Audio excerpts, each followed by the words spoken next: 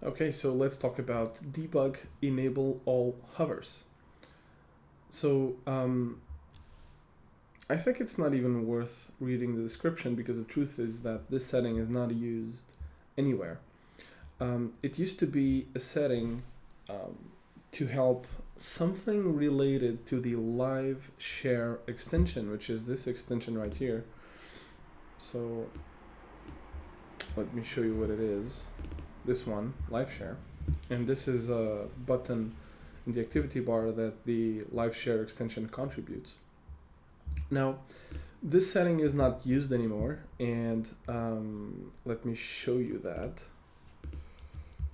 So I've asked on GitHub, on VS Code docs, a clarification about this particular setting, and they said this setting was introduced long ago for the live share client. So in live share, you can actually share whatever you're doing in VS Code with someone else who's using Visual Studio or VS Code, and you can kind of, it's not sharing the screen per se, but you can share the code, you can ask them to follow you. It's a really good extension. So I've asked around, and they said, well, we don't really know if this is still used, so ask them that. And by them, it means whoever is developing the live share extension. So I did that, and they said, currently the setting is not being used. And we don't know yet if it's going to be used in the future, but it's most likely that it's going to be removed in future versions of VS Code.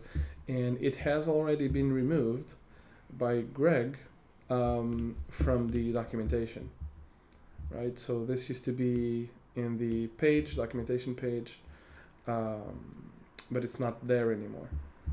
And if you want to know where this is, by the way, you just go to okay, so how do we navigate to that? There we go, docs, and then we want to go to get started settings. Okay, so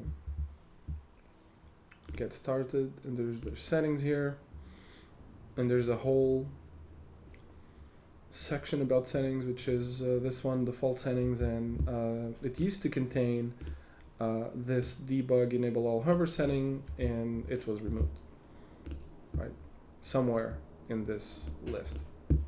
All right, so don't worry about it. It's not being used. It's not going to be used, and that's it for the setting.